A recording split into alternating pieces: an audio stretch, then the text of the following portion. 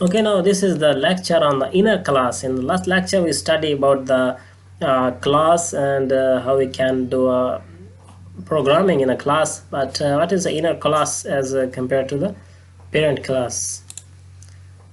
Inside a body, you can see that in this case, the body is a class.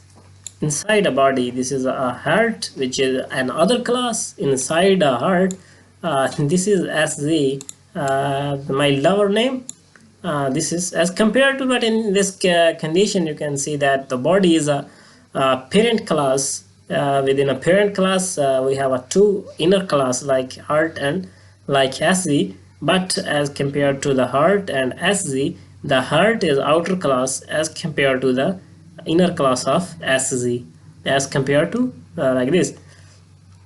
Okay, now if we see that the step to write the inner class, the first step is put the class and the name of outer class here and define the constructor for outer class by using the init method, because in this method we will not use the imitator and accessor method, so we use the init method like this.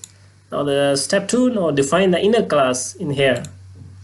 An inner class, put the class and the name of the inner class here and define and the constructor for the inner class and define the method for inner class. Put the define and expression of the condition here which you want to write, and put the self here and print the expressions. Now the step 3, define the objects for outer class. I means they give the values like c is equal to class variable 1. It we should give the name or the description and variable 2 and up to like this, and this c for the inner class, and e dot put expression or condition here. Okay, do one practical example on a Python and see that how the inner class we can perform and we can define on a Python.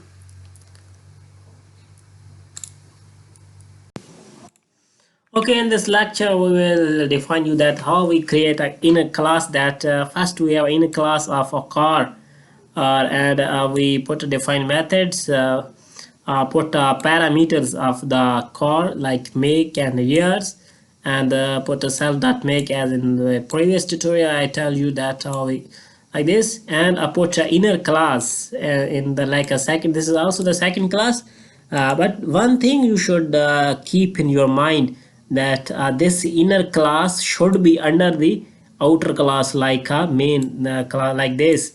If we slightly back, if I use this as an outer class, if I run this program, that you can see that it produce some error like that the car object has no attributes like engines.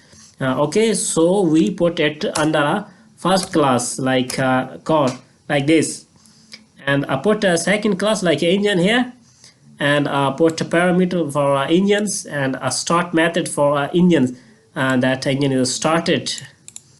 And now create in the last step, now create object for outer class like car, and put parameters values like 100 and 216. And now for inner class, and put engine dot numbers, because we in here number we introduce a number like this, like a chest number for each engines, and I put that c dot engine, that engine is under our outer class like car, and I put e start methods.